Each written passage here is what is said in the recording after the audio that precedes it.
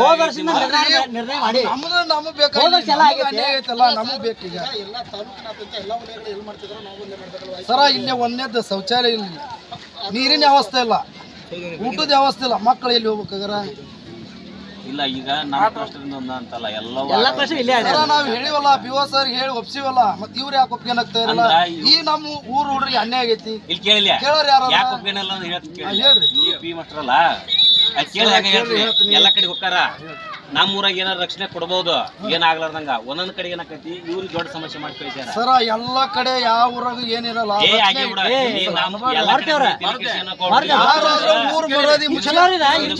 ಬಾಯ್ ಮಾತಾಡಿರಿ ನೀವು, ಮಾತಾಡಿರಿ ನೀವು. 99% ಒಳ್ಳೇದು, 99% ಒಳ್ಳೇದು, ನೀವು ಒಳ್ಳೆಯವ್ರ. ಹಂಗಾಗಿ ಅಲ್ಲಿ ಜಗಳ ನಿನ್ನೆ ನೋಡಿ, ನಿನ್ನ ಹಳ್ಳಿ ಕಡೆ ಕ್ಲಸ್ಟರ್ ನಿನ್ನೆ ನಾನೇ ಇದ್ದೇನೆ ಇಲ್ಲಿ. ಈಗ ನಮ್ಗ ಅನ್ಯಾಯ ಕೇಳ. ಈಗ ಅನ್ಯಾಯ ಆಗೈತಲ್ಲ, ಈಗ ಪೊಲೀಸರು ಬೇಕಲ್ಲ, ನಾಳೆ ಅಥವಾ ಇನ್ನೊಂದ್ ತಾಸ್ ಬಿಟ್ಟು ಪೊಲೀಸರು ಕರ್ಸೋಣ.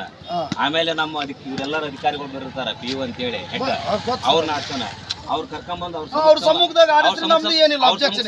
ಯಾಕೆ ಏನಾರ ಆದ್ರೆ ಅವ್ರ ಜವಾಬ್ದಾರಿ. ಕೇಳ, ವಾಲಿಬಾಲ್ ಅವ್ರ ಸಮ್ಮುಖದಾಗ ಆಡ್ಸೋಣ. ವಾಲಿಬಾಲ್ ಅಂತ ಅಲ್ರಿ, ಗ್ರೂಪ್ ಇಷ್ಟು ಅವ್ರ ಅದು ಬ್ಯಾಡ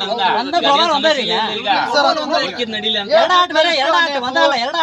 PO ಸಾಹೇಬ್ ಕರ್ಸ್ರಿ, ಪೊಲೀಸ್ ಆಫೀಸರ್ ಕರ್ಸ್ರಿ, ಅವ್ರ ಸಮ್ಮುಖದಾಗ ನಡ್ಲಿ ಆಟ. ಅಲ್ಲ, ಅದನ್ನ ಸಮ್ಮುಖದಾಗ ವಾಲಿಬಾಲ್ ಮಾಡ್ಸೋಣ ಅಂತ. ವಾಲಿಬಾಲ್ ಅಂತ ಅಷ್ಟ ಅಲ್ರಿ, ಇಷ್ಟು ಆಟ ಇಷ್ಟು ವೈಯಕ್ತಿಕ ಆಡಿಸ್ರಿ. ವೈಯಕ್ತಿಕದಾಗ ಅನ್ಯಾಯ ಇರಂಗಿಲ್ಲ.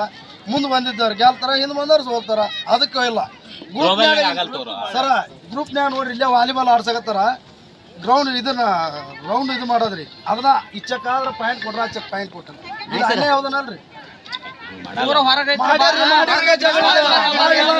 ಜಗತ್ತ